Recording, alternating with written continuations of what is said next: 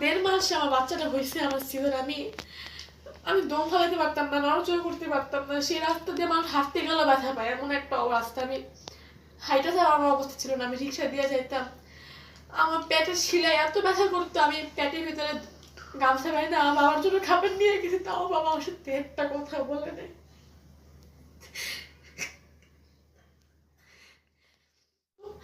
আমার পাশে কিন্তু কেউ নাই। আমার যখন ছিল না তখন আমি একা একা হসপিটালে ভর্তি হই, একা একা আমার বাচ্চাটা হয়। আমার পাশে কেউ আসে নাই একটা আমার সাহায্যের জন্য বা একটা আমাকে হেল্প করার জন্য। মানসিক বলে একটা বেড বাচ্চা হইলে বা একটা বেড সিজার হলে কিন্তু মানসিক অনেক সাপোর্ট লাগে, আমাকে কেউ সাপোর্ট করেনি। আমি একা একা বাচ্চা হয় আমার, আমি একা একা হসপিটালে ছিলাম, একা একা সবকিছু। উনি আসতে আমাকে দেখতে। তো আমার বাবা হচ্ছে 4 মাস বয়সে মারা যায়। মারা যাওয়ার পরে আমার আম্মু আমাকে নিয়ে মিরপুরে থাকে। সিঙ্গার কালার টেলিভিশনে আমার আম্মু জব করতো। আমার আম্মু হচ্ছে সিঙ্গার কালার টেলিভিশনে টিভি ঠিক করতো। টিভি মেকার ছিল? টিভি মেকার ছিল। আচ্ছা। তো হচ্ছে তারপরে অনেক আম্মু আমাকে নিয়ে ওইখানেই থাকতো। তো আস্তে আস্তে আমাদের প্রতিবেশী পরিচিত একটা লোকের মাধ্যমে আমার আম্মুকে, মানে আমার সেকেন্ড বাবা যিনি। আচ্ছা, আমি আর একটা কথা বলি। আপনার 4 মাস বয়সে যখন আপনার বাবা মারা যায়, আপনার বাবার দেশের বাড়ি কোথায়? আমার বাবার দেশের বাড়ি বরিশাল, ঝালকাঠি। ঝালকাঠি। আপনার মায়ের বাড়ি কোথায়? আমার মায়ের বাড়ি মানে জন্ম হচ্ছে মিরপুরে, কিন্তু এমনি গ্রামের বাড়ি হচ্ছে নোয়াখালীতে। আচ্ছা, মিরপুর কি নিজস্ব বাড়ি না আমার ভাড়া নানু, থাকতেন? আমার নান আর না, তখন তো ভাড়া থাকতাম। আচ্ছা। নিজস্ব বাসা ছিল না, বাবা তো মারা গেছে। হুম। তারপরে হচ্ছে আমার মানে প্রতিবেশীর মাধ্যমে আমার বাবা আম্মুকে খবর দেয় যে সেকেন্ড বাবা যিনি, ওনার খবর দেয় যে উনি হচ্ছে মানে বিয়ে করবে বা একটা লোক আছে, আপনি কি বিয়ে করতে চান? আচ্ছা, আমি আর একটু পিছনে যাই। আপনার বাবার বাড়ি তো বরিশাল ঝালকাঠি। জি। আপনি কি কখনো গিয়েছিলেন আপনার বাবার বাড়ি? আমি হওয়ার আগে আমার মা ওইখানেই থাকতেন। ওইখানেই থাকতেন? জি। আপনার বাবা কি করতেন? আমার বাবা কি করতেন বা আমার বাবা দাদু বাড়ি আমি এখনো যাইনি। মায়ের কাছ থেকে কি কোনো গল্প শুনেন নেই? না, আমি মায়ের কাছ থেকে আসলে শুনতে চাইনি কখনো। যে কারণ হচ্ছে আমার মা যে এত কষ্ট করে আমাকে এই পর্যন্ত আনছে, যদি কখনো যদি তার মনে যে এতটুকু কষ্ট লাগে যে আমি আজকে এখানে আমার মেয়েকে আনছে, সে তার বাবার খবর নিতেছে, বা স্বাভাবিক কষ্ট লাগতেই পারে, কিন্তু তার এই কারণে আমি আমার মাকে কখনো জিজ্ঞাসা করিনি আর কি। আচ্ছা, এরপরে আপনার নতুন বাবা যাকে খুঁজে পেয়েছেন সেটা কিভাবে, সেটা একটু বলুন। ওই যে প্রতিবেশীর মাধ্যমে উনি হচ্ছে আমার মাকে খবর দিচ্ছে যে আপনি কি বিয়ে করতে চান বা একটা লোক আছে বিয়ে করতে পারেন, এই আর কি। তারপর হচ্ছে ওনারা ঘরোয়া একটা বিয়ে হয় আর কি। তো আমার বাবার সাথে আমার মার বিয়ে হলো। হওয়ার পরে আমার বাবার কিন্তু আরেকটা বিয়ে হয়েছিল। তো শেওড়াপাড়া, মিরপুর শেওড়াপাড়া, ঢাকার ওদিকে ওদিকে হচ্ছে ওনার ফার্স্ট ওয়াইফ থাকতো। তা আমার মাকে বিয়ে করে উনি মিরপুরে রাখতেন, উনি আমার মার কাছে আসতেন না। আর ওনার বউ জানতেন না যে আমার মার সাথে তার বিয়ে হয়েছে। উনি যাই না শুনে মানে আমাকে নিয়ে তিনি আমার মাকে বিয়ে করেন, মানে তিনি আমাকে মায়না নিয়ে বিয়ে করেন। তো উনি এই কথা বলছিলেন নাকি যে তোমার মেয়ে আমার মেয়ে, তুমি আমার বউ হিসাবে, তোমার মেয়ে আমার মেয়ে। তো ওইখানে আমার মা হচ্ছে ওইখানেই থাকতেন। তো এক সময় হচ্ছে ওই ফার্স্ট ওয়াইফ যিনি ছিলেন উনি আস্তে আস্তে জানতে পারেন যে আমার বাবার সাথে আমার মানে আরেকজনের কন্ট্যাক্ট আছে, মানে আমার মার কথা আর কি জানতে পারে। তো উনি হচ্ছে মানে জানার পরে মাঝে মাঝে পুলিশ নিয়ে আমাদের বাসায় আসতো। আমার মানে যখন আসতো, মানে যখন উনি জানতে পারে তখন আমি মানে ভালোই বুঝি, কিন্তু আমার মাথায় এই জিনিসটা ক্যাচ করতো না কিন্তু তারা কেন আসে। আমার ভয় লাগতো যখন আমি জানতাম ফার্স্টের দিকে, যখন 1-2 বার এই ঘটনাটা ঘটে, তারপরে যখন মানে রেগুলার এরকম ঘটনাটা ঘটতে থাকে তখন আমি ভয় পাই না দেখা, কারণ আমি তখন তো অনেক ছোট। তো তখন আমরা মিরপুরে থাকতাম। একদিন আসছিল আমার ভাই, তখন হয়েছে আমার মানে সেকেন্ড ঘরে আমার একটা ভাই আছে, ছোট ভাই আছে। তো আমার ভাইকে আমি গোসল করাইতেছিলাম, গোসলখানায় ওয়াশরুমে গোসল করাইতেছিলাম। তারা আসতে আমার ভাইকে খুঁজতেছে, মানে আমার ভাইকে মারবে। কারা? মানে ওই মানে আগের ঘরের উনি পুলিশ টুলিশ নিয়ে ওনার ঘরেও ছেলে মানে আগের ঘরে কি প্রথম ঘরে? হ্যাঁ, আচ্ছা হ্যাঁ, প্রথম ঘরে ওনারও 2টা ছেলে মেয়ে আছে, একটা ছেলে একটা মেয়ে আছে। তো ওনাদের নিয়ে উনি আমাদের বাসায় আসতে মানে মারধর করার জন্য, আমার ভাইকে মারার জন্য, যেহেতু আমার উপরে তাদের কোনো টার্গেট নেই, আমি তাদের কিছু না। তাদের টার্গেট আমার ভাই, যেহেতু আমার ভাই এই ঘরের। তো ওনারা আসে, আমার ভাই, আমি ভাইকে গোসল করে এমন সময় আমি তাদের দেখে ভয়ে আমার ভাইকে নিয়ে দরজার পিছনে, মানে আমি মানে এত ছোট, কিন্তু তখন আমার মাথায় এই জিনিসটা ক্যাচ করছে যে আমি আমার ভাইকে যদি না আটকাই, বা তারা যদি এই দরজাটা যদি আমার ভাইকে যদি না পায়, দরজাটা যদি ঠকঠক করে, তাহলে আমার ভাইকে দেখে আমার ভাইকে মারবে। তখন আমি কি করলাম, দরজাটা খুলে দিয়ে দরজার পিছনের দিকে আমি দাঁড়িয়েছি, দরজার সামনের দিকে আমি মানে আমার ভাইকে দাঁড় করেছি, দাঁড় করে মানে দরজাটা খুলে রাখছি। তারা তো আমাকে খুঁজছে, তো ওনারা মানে ওনারা দেখছে আমি যে আসি, ওনারা মানে বুঝতে পারছে, যখন দরজা ধাক্কা মারে তখন ওনারা বুঝতে পারছে যে আমি আসি। জানার পরও ওনারা দরজাটা চাপ দিয়ে রাখছিল আমার শরীরে। আমার ভাই তো পিছনে মানে সামনের দিকে ছিল, পিছনের দিকে ছিলাম আমি। মনে করছে আমার ভাই আমার এমন জোরে মানে এমন ভাবে আমাকে আটকে রাখছে, মানে আমার এই হাত দুইটা বিষ হয়ে গেছিল। আমি অনেক ছোট ছিলাম তখন, আমার 3-4 বছর হবে হয়তোবা। তো বের হওয়ার পরে আমাকে মারধর করতে, আমার ভাইকে মারধর করতে, অনেক মারতো, মানে কিছুদিন পর পর এসে এভাবে অত্যাচার করতো। আচ্ছা, মারধর কেন করতো? মারধর করতো, তারা চাইতো না যে আমার বাবার সাথে আমার মা আচ্ছা, সম্পর্কটা তো থাকুক। আপনার মায়ের যখন বিয়ে হয়, দ্বিতীয় বিয়েটা, তো আপনার মা কি জানতেন যে আপনার বাবার আরেকটি সংসার আছে? হ্যাঁ, জানাই করছে। জানায় হ্যাঁ, করছে? জানাই করছে। আচ্ছা, তো জানায়া করার পরে বিষয় হচ্ছে, উনি বলছে যে আমার হচ্ছে আগের ঘরের বউ যিনি, উনি আমাকে মারতো, উনি আমার উপর অত্যাচার করে, সবসময় চিল্লাচিল্লি করে, আমার এখানে সুখ আসে না, আমি ওইখান থেকে আস্তে আস্তে মুভ করে আমি তোমার কাছে চলে আসবো, কিন্তু আমার টাইম লাগবে, আমি তোমাকে হারাতে চাই না, আমি তোমাকে বিয়ে করতে চাই। আচ্ছা, তো আপনার বাবার এই যে ওরা যে এসে আপনাদের উপর টর্চারিং গুলো করতেন, তা আপনার বাবার কি কোনো প্রতিক্রিয়া ছিল না? না, আমার বাবা কিছু বলতো না, কিন্তু আমার বাবা যখন ওরা জানতে পারে, যখন ওনারা অত্যাচার করতো, তখন বাবা স্টিল না আমাদের সাথে থাকতো। মানে তখন থেকে আমার বাবা একদম আমাদের কাছে চলে আসে। উনি যখন আমাদের কাছে আসে, আমার বাবাকে ওনারা মায়েরা ধুইরা একদম সবকিছু সম্পত্তি লেখা টেখে আমার বাবাকে একদম এক কাপড়ে বের করে দেয়। আমার আম্মু কিন্তু ফালায় দেয়নি। আমার আম্মু তাকে আজ পর্যন্ত আমার আম্মু তাকে ভালোবাসে, এখন আমার আম্মু তাকে ভালোবাসে। আমার বাবা লাল লিপস্টিক পরতে পছন্দ করতো দেখে আমার আম্মু লাল লিপস্টিক পরতো, আর আমার মা এখনো লাল লিপস্টিক পরে না আমার বাবার জন্য। আমার মা আমার বাবার জন্য শাড়ি পরতো, আমার মার আলমারিটা ভরা শাড়ি ছিল, কিন্তু আমার মা এখন আমার বাবার জন্য শাড়ি পরা ছেড়ে দিচ্ছে। আমার মাকে এখন বলেও শাড়ি পরাতে পারি না। আমার মা সবসময় আগে লিপস্টিক, চোখে কাজল দিয়ে রাখতো, প্রত্যেক সপ্তাহে একবার হলেও শাড়ি পরতো আমার বাবার জন্য, কিন্তু আমার মা এখন আর কিছুই পরে না, কিছুই করে না।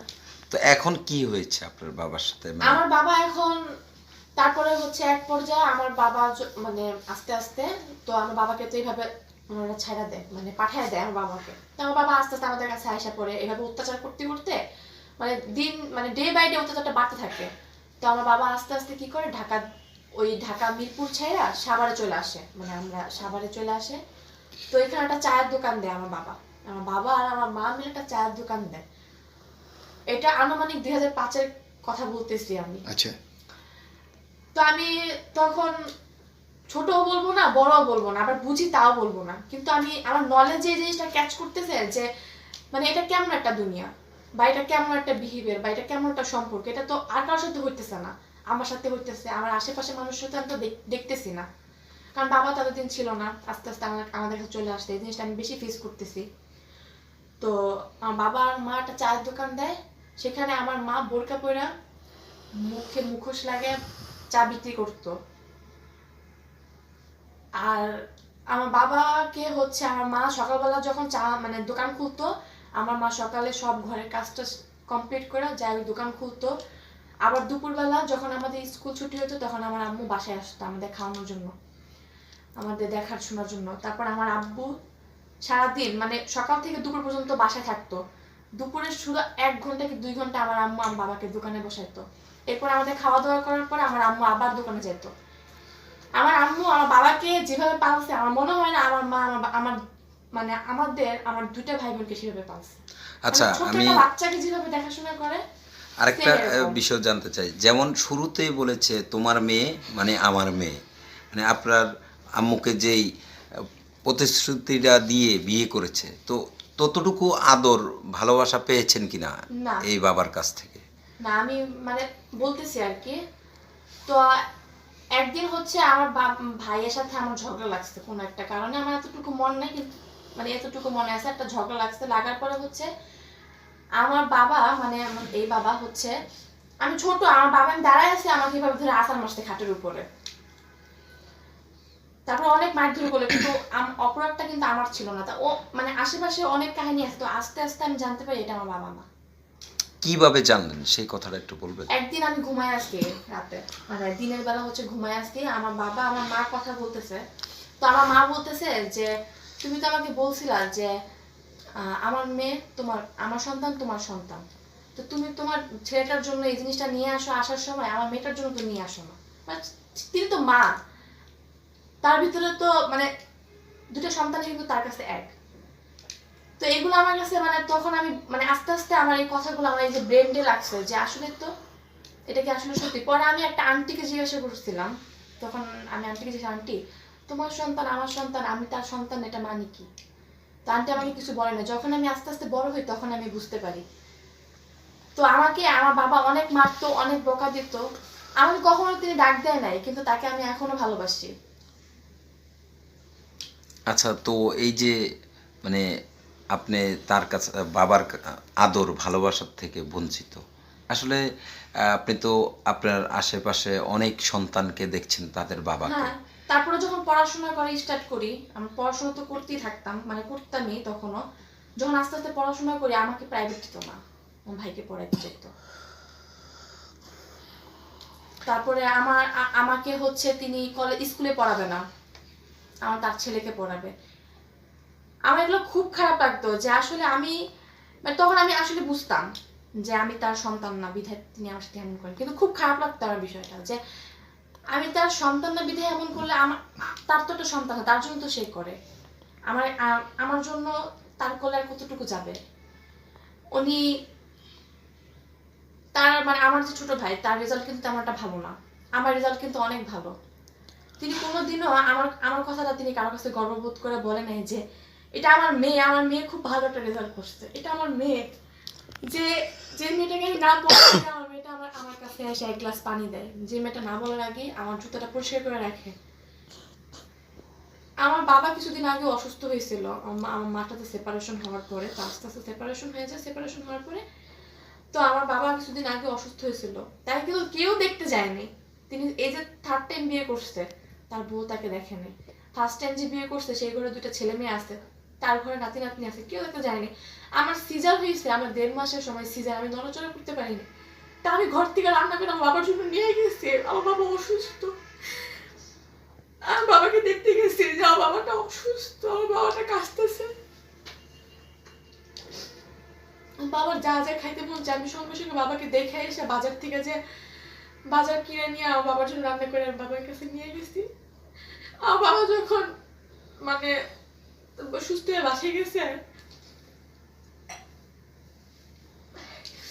যদি এখানে কেউ সাভারে থাকেন তাহলে হয়তো বা চিনবেন যে সিআরপি রোডটা খুব খারাপ। তো সিআরপি রোডে আমার বাবা মানে বাসা ছিল।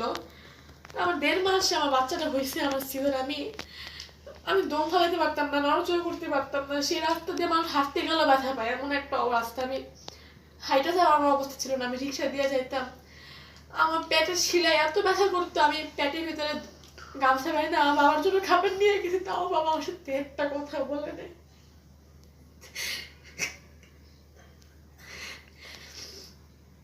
ওনার আগের ঘরে যে সন্তান আছে সেই সন্তানের ঘরে কিন্তু 2টা ছেলে। উনি আমার যখন সিজার হয়েছিল তিনি আমাকে দেখতে আসছিল, আমি মিথ্যা কথা বলবো না, উনি আমাকে দেখতে আসছিল। আমার মা অসুস্থ ছিল ক্যান্সারে, আমি কিন্তু আমার পাশে কিন্তু কেউ নাই।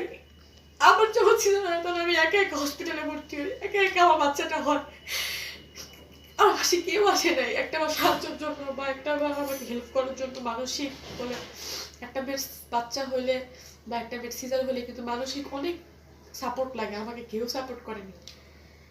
আমি একা একা বাচ্চা হয় আমার, আমি একা একা হসপিটালে ছিলাম, একা একা সবকিছু। উনি আসতে আমাকে দেখতে, উনি আমাকে একটা কথা বলে যে মানে আমার আগের ঘরে 2টা ছেলে নাতিন আর কি, মানে ছেলে মেয়ের ঘরে নাতি আর কি, আমার একটা নাতিন নাই।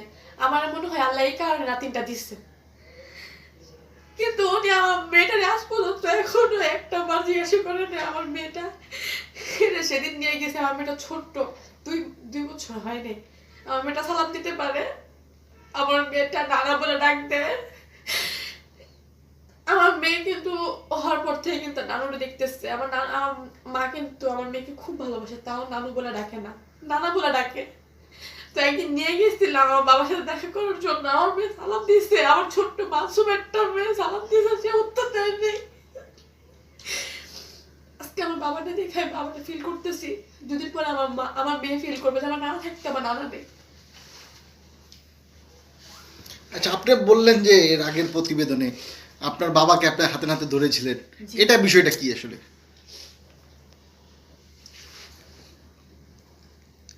আচ্ছা, তো এই যে বাবা হারানো অনেক ব্যথা, আসলে আপনার মনে কি, আমি আপনাকে এর আগে একটা প্রশ্ন করেছি যে আপনি তো দেখেন যে অনেকের নিজের বাবা আছে, হ্যাঁ, তো তাদের বাবার আচরণগুলো দেখে কি আপনার মনে কি একটু কষ্ট লাগে কিনা? হ্যাঁ, মানে কষ্ট। কি মনে হয় যে আসলে আমার বাবা থাকলে কি আমাকে এইভাবে হ্যাঁ। দেখতো কিনা? আমার বাবা থাকলে তো আজকে আমি যখন আমি যে আমার মার সাহায্যের জন্য আসছি, আমার সাথে যে মানুষ আঙ্গুল তুলে কথা বলতেছে, তখন তো আমার আমার আমার এইভাবে আঙ্গুল তুলে কথা বলতে পারতো না। বা আজকে একটা বাবা না থাকা বা একটা বড় ভাই না থাকা একটা ফ্যামিলির উপরে কতটুকু যে একটা বড় মেয়ে, যদি একটা ফ্যামিলিতে যদি একটা বড় মেয়ে থাকে বা বড় ভাই না থাকে, বড় বাবা না থাকে, সেই মেয়ের উপরে যে কতটা যে সমাজে হেয় প্রতিপন্ন হইতে হয় বা কতটা সাফার করতে হয়, সেটা আমি দেখছি। আমাকে মানুষ অনেক কথা বলতো, কিন্তু আমার আমার সেই কথাগুলো ব্যাক করার মতো কেউ ছিল না, কারণ আমার যে বাবা নেই, বড় ভাই নেই। আমি তো দেখি আর আশেপাশের মানুষগুলা তো দেখি যে আমি কখনো দেখি নাই আমার মেয়েটাকে তো আমার হাজবেন্ড ভালোবাসে। আমার যখন ওর বাবা আমার হাজবেন্ড যখন আমার মেয়েটাকে ভালোবাসে, তখন আমার মনে হয় যে আমি তো এরকম ভালোবাসা পায় বড় হইতে পারতাম, কিন্তু আমার তো এরকম হয় নাই। আচ্ছা, তো এই যে আমাদের সমাজে অনেক পুরুষই যে একটা মেয়েকে বিয়ে করতে চায়, যখন যে তারা একটা বাচ্চা থাকলে না দুইটা বাচ্চা থাকলে বলে যে তোমার সন্তান আমার সন্তানের মতো আমি দেখব, আসলে এই কথাটা কি সম্পূর্ণ কি বানোয়াট? আসলে আমার লাইফের সাথে যদি বলতে চাই তাহলে সম্পূর্ণ মিথ্যা, কারণ আমি তো আমার জ্ঞান হওয়ার পর থেকে আমি তাকে বাবা বলে ডাকতেছি। আমি তো বলছি আমি তাকে কতটুকু ভালোবাসতাম, কতটুকু আমি তাকে এখনো ভালোবাসি। তা আমি যদি তাকে এতটুকু ভালো, আমার ভাইও তো আছে, আমি তো আমার ভাইকে দেখি না তার বাবার জন্য এতটুকু করতে। আমি জানি না সে ছোট বিধায় তার ফিলিংসটা কম কিনা, আমি জানি না, কিন্তু আমরা তো ছোট ছিলাম, আমরা তো আমার বাবাকে অতটুকু পরিমাণ ভালোবাসি, ছোট থেকেই তো ভালোবাসছি। তো আমি তো আমার বাবাকে এতটুকু ভালোবাসছি, তারপরেও তো আমি তো ভালোবাসা পাইলাম না। আর একটা কথা আছে যে এক জায়গার মানুষ আরেক জায়গায় মানে মানে এক এক ডালের পাখি আরেক ডালে কিন্তু মানায় না, এক ঘরের মানুষ কিন্তু আরেক ঘরে মানায় না, হ্যাঁ, এক গাছের ছাল আর এক আরেক গাছে কাছে লাগে। যায় না। হ্যাঁ, তো যতই আপনাকে মুখে বলে ভালোবাসে, দেখবেন আপনাকে এমন এমন কাজগুলো করতেছে যেটা কিনা আপনার তফাৎ দেখাই দিবে। যদি আরেকটা সন্তান থাকে, তাকে দিয়ে বুঝাই দিবে যে সেই সন্তানটা তার আপন সন্তান আর আপনি তার কিছু না। আমার মা আমাকে অনেক কষ্ট করে আজকে আমাকে এই পর্যন্ত আনছে। আমার বাবার কোনো ইয়া ছিল না, আমার অনেক ইচ্ছা ছিল, আরেকটা কথা, আমার অনেক ইচ্ছা ছিল আমি ডাক্তার হব, অনেক ইচ্ছা ছিল। আমি যখন ক্লাস 8-এ পড়ি, আমার ফ্যামিলিকে মানে আমার বাবাকে আমি বলি, বাবা আমার বাবাকে বলতে পারতাম না দেখে আমার খালামণিকে বলতাম, আমার মাকে বলতাম যে আমার খুব ইচ্ছা আমি ডাক্তারি পড়বো, আমার খুব ইচ্ছা আমাকে ডাক্তার বানাবা। তো আমার বাবা কিন্তু আমাকে কিন্তু ডাক্তার বানানোর জন্য ইয়া করেনি, আমার ভাইকে কিন্তু আমার 8A+, আমি তো ফার্স্টে বলছি আমার রেজাল্ট খুব ভালো। 8A+ পাওয়ার পরে আমাকে কিন্তু সায়েন্সের বই আয়না দেওয়া হয়নি, আমাকে কমার্সের বই আয়না দেওয়া হয়েছে। কিন্তু ফার্স্টে বলা হয়েছে আমি যদি ভালো রেজাল্ট করি আমাকে ডাক্তার পড়াবে। এই যে আমাকে একটা আশা দেওয়া হয়েছে, আমি সেই ছোটবেলা থেকে আমার একটা আশা, আমি ডাক্তার হব। এই আশাটা আসলে যারা মনের থেকে মনস্থ থেকে একটা আশা করে বা প্রতিজ্ঞা করে যে আমি এটা করবো, এটা জিদ, এটা আমার ইচ্ছা, ওটা যদি ভাঙা যায় তার যে কতটুকু খারাপ লাগে সেটা হচ্ছে আমি জানি। আমার লাইফে আমার কোনো স্বপ্নই পূরণ হয় নাই। তো যাই হোক, তো আমার বাবা কিন্তু আমাকে ডাক্তারি পড়ায় নাই। এই যে তফাৎ, আমার ভাইকে সায়েন্সে পড়াতেছে, তার অনেক ইচ্ছা তার ছেলেকে ডাক্তারি পড়াবে, আমাকে কিন্তু ডাক্তারি পড়ায়নি। তো আমি এখন ডাক্তার না হইতে পারি, আমি কিন্তু আমার যে জিদ, আমি নার্সিংয়ে ভর্তি হয়েছি, নার্সিংয়ে পড়তেছি আমি, পাশাপাশি আমি বেসরকারিতে পড়ি। আমি এসএসসি পরে আমি হচ্ছে বেসরকারি একটা ইয়াতে ডিপ্লোমাতে ভর্তি হয়েছি। আমি এবার 4th সেমিস্টারে বের হয়ে যেতাম, কিন্তু ভাইরাসের কারণে বের হওয়া হয়নি। তো বের হয়ে যাবে ইনশাল্লাহ। আমার নার্সিংও আমার রেজাল্ট খুব ভালো, আমার সবগুলোতে 3.80 উপরে 3.85 আছে, 3.90 আছে। আমার রেজাল্ট খুব ভালো নার্সিংয়ে। তো আমি পাশাপাশি হচ্ছে অনার্স তো করতেছি। আমি চাই না যে নার্সিং পড়ার পাশাপাশি আমি আমার জেনারেল লাইনটা বাদ দিব। আর আমি এটাও এটাও মানি যে, এটা মানি না বা এটা আমি মানে আমার যে আমার বাবা যদি আমার সাথে এত কিছু করার পর যদি আমার বাবা যদি আরো বিপদে পড়ে বা আরো অসুস্থ হয়, আমার যা করতে হয় আমি তার জন্য করবো। আমি তার কাছে আবার যাবো, তাকে আমি সেবা করব। আর আমার মেয়ে আর একটু বড় হইলে আমার মেয়েকেও নিয়ে যাবো, সে অবহেলা করুক, সমস্যা নেই। কিন্তু আমার মেয়ের যে একটা চাওয়া পাওয়া বা আমার মেয়ের যে একটা আবদার, তার সেটা না পূরণ করুক, সমস্যা নেই। কিন্তু আমার মেয়ে যাতে কোনোদিন না বলতে পারে আমার নানা নেই, নানা আছে, ভালো না বাসার পরিচয় দিবে। আচ্ছা, তো আমরা তো যতটুকু জানি মেয়েরা বাবাকে অনেক বেশি ভালোবাসে। হ্যাঁ, তো মানে আপনি 4 বছর বয়স 4 মাসের পরের থেকে যেই বাবাকে দেখেছেন তাকেই নিজের বাবা করে নিয়েছেন। কিন্তু সে বোধহয় আপনাকে মানে নিজের মেয়ে করে মেনে নিতে পারে নাই। তো আসলে আমাদের সমাজে যারা এইভাবে অবহেলিতভাবে মানুষ হচ্ছে, যারা এইভাবে ধোঁকা দিয়ে আরেকটি সন্তানকে কষ্ট দিচ্ছে, তাদের উদ্দেশ্যে আপনার কিছু বলার আছে কিনা? তাদের উদ্দেশ্যে আমি একটা কথাই বলার যে ভবিষ্যৎ দেখবেন, যে ভালোবাসতেছেন এই ভালোবাসার মোহে পড়ে জোশটা হারাবেন না। যে ভবিষ্যতে আজকে আমি এত আনন্দে আছি, তাকে ভালোবাসতে, তার জন্য আমি সারা পৃথিবী উজাড় করে দিতে পারবো, তার জন্য আপনি ওই যে বাচ্চাটাকে যে মারা নিয়েছেন, তার বাচ্চাটাকে আপনি কষ্ট দিয়েন না। আর হচ্ছে একদিনই ভালোবাসাটা থাকে না, কিন্তু তখন ওই পুরো একটা সন্তানের উপরে এসে পড়ে। তাদের এই মনোমালিন্য, তাদের মানে ঝগড়াঝাটি, তাদের এইগুলো সবকিছু ওই বাচ্চাটার উপরে এসে পড়ে। বাচ্চাটা তখন সাফার করে। এই ঘরে পরের ঘরে যদি 3-4টা বাচ্চাও থাকে, তাও ওই বাচ্চাটাই সাফার করে। দেখে তার জন্য 3টা পুতুল আনা হয়েছে, তার জন্য একটু বড় পুতুল আনা হয়েছে, তার জন্য ছোট পুতুল আনা হয়েছে, তাকে একটা ভালো ড্রেস কিনা দেওয়া হয়েছে, তার সন্তানকে একটু কম দামি ড্রেস কিনা দেওয়া হয়েছে।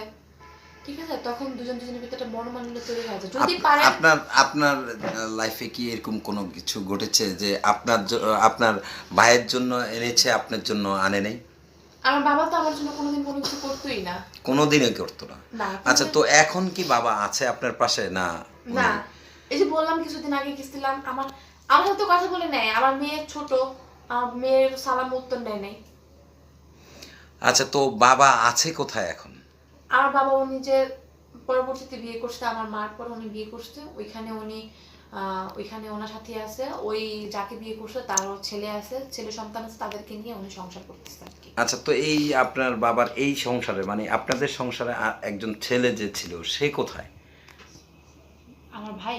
আপনার ভাই? হ্যাঁ, আমার ভাই আছে।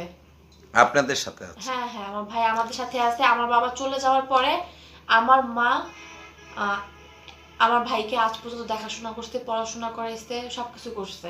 ইভেন আমার ভাই যখন করোনার আগে যখন আপনার ইন্টার সেকেন্ড ইয়ারে হচ্ছে, সবাই জানে হয়তো, ইন্টার সেকেন্ড ইয়ারে আপনার প্রায় পরীক্ষার আগে হচ্ছে টেস্ট পরীক্ষা হয়। টেস্ট পরীক্ষার সময় আমার বাবা আমার মা ইন্ডিয়াতে গেছিল চিকিৎসা করার জন্য, আমার ভাইকে নিয়ে গেছিল। আমার মা তো একা যাইতে পারবে না, আমার ভাইকে নিয়ে গেছিল। তো আমার ভাই আমার বাবাকে বলছে, বাবা তুমি একটু কলেজে যাই কথা বলে রাখো, বা আমি এসব পরীক্ষা দিব, তুমি একটু কথা বলে রাখো। আমার বাবা তাও করে নাই, টাকাও জমা দেয় নাই, টেস্ট পরীক্ষা আমার ভাই দিতে পারে নাই। আমি আর আমার মা যা স্যারদের হাতে পায়ে ধরে তারপর আমার ভাইকে আবার ইন্টারে যে পরীক্ষা দেওয়ার জন্য সব প্রিপারেশন নিয়েছি, তারপরে তো পরীক্ষা দেওয়া হইলো না। এখন তো অটো পাস দিয়ে দিতে। এই তো। আচ্ছা, তো আপু আপনি আমাদের সমাজে যারা বাবারা আছে তাদের উদ্দেশ্যে কিছু বলার আছে কিনা? হ্যাঁ, তাদের উদ্দেশ্যে অবশ্যই বলার আছে। সেটা হচ্ছে যে যাদের আসলে নিজের সন্তান, যারা নিজের সন্তানকে ভালোবাসেন বা যারা বাবারা আছেন, বাবারা হচ্ছে মানে মেয়ের একটা অঙ্গ, আর মেয়ের হচ্ছে বাবার একটা অঙ্গ। মানে মানে মেয়ে ছাড়া কোনো দিনও একটা বাবা চলতে পারে না।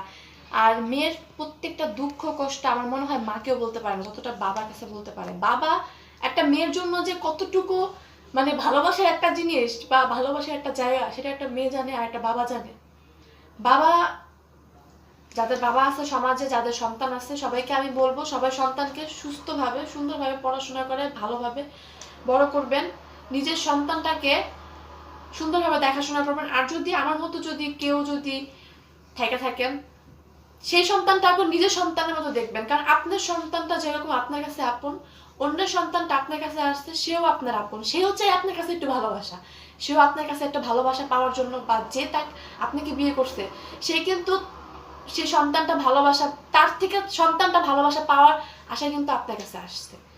সো আমি সবাইকে বলবো যে যদি মাকেও কষ্ট দেন, সন্তানটাকে কষ্ট দিয়েন না, সন্তানটাকে ভালোভাবে রাখবেন, সন্তানটাকে নিজের সন্তানের মতো দেখবেন। আর যাদের নিজের সন্তান সুস্থ সুন্দরভাবে পড়াশোনা না করতে পারলেও ভালোভাবে একটা সুন্দর মানুষ হিসেবে সন্তানটাকে বড় করবেন, বা ভালো জায়গায় প্রতিষ্ঠিত করবেন। পড়াশোনা না করতে পারলে ভালো জায়গায় বিয়ে দিবেন বা একটা ব্যবসা ধরাই দিবেন।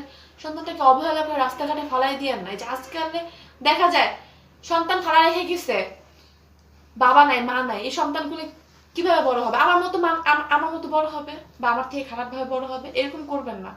সবাই একটা বাচ্চাকে সুন্দরভাবে বড় করার জন্য আমার সবার কাছে একটা রিকোয়েস্ট, সবাই সুন্দরভাবে বড় করবেন। নিজের সন্তান হোক বা অন্যের সন্তান আপনার কাছে আসুক, নিজের সন্তানের মতো দেখবেন।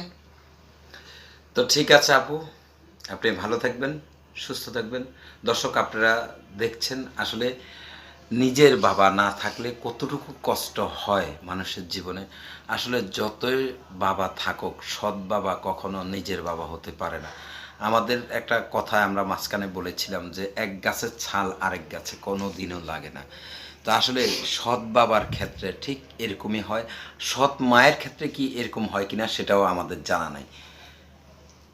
সৎ মায়ের ক্ষেত্রেও হয়, সৎ মায়ের ক্ষেত্রে হয়, সৎ মায়ের ক্ষেত্রে হইলেও বাবারা খুব হয়তোবা মানে সেভাবে দেখাশোনা করে বা সেভাবে ইয়া করে, কিন্তু সৎ বাবার ক্ষেত্রে সেরকমটা হয় না। কিন্তু সৎ মারা বেশি অত্যাচার করতে পারলেও এতটা পারে না বাবার জন্য, কারণ যেহেতু অন্যের ঘর থেকে এই ঘরে আসছে বউ, মানে ওনাকে দেখতেই হয়। যত যাই হোক সৎ মা ফালায় দেয় না, এখনকার যুগে সৎ মারা ফালায় দেয় না হাজবেন্ডের কারণে, যে হাজবেন্ড তো আমাকে কিছু বলবে, বা হাজবেন্ডের আমি তো জানা শুনেই বিয়ে করছি। তো ঠিক আছে আপু, আপনি ভালো থাকবেন, সুস্থ থাকবেন। আল্লাহ হাফেজ। দর্শক আপনারা যারা আমাদের এই চ্যানেলটি দেখছেন, যদি আপনাদের ভালো লাগে আমাদের এই অনুষ্ঠানগুলো, তাহলে আমাদের চ্যানেলটি লাইক দিবেন এবং সাবস্ক্রাইব করবেন, এবং আপনাদের কিছু বলার থাকলে কমেন্টের মাধ্যমে জানাবেন। তো দর্শক আপনারা ভালো থাকবেন, সুস্থ থাকবেন। আল্লাহ হাফেজ।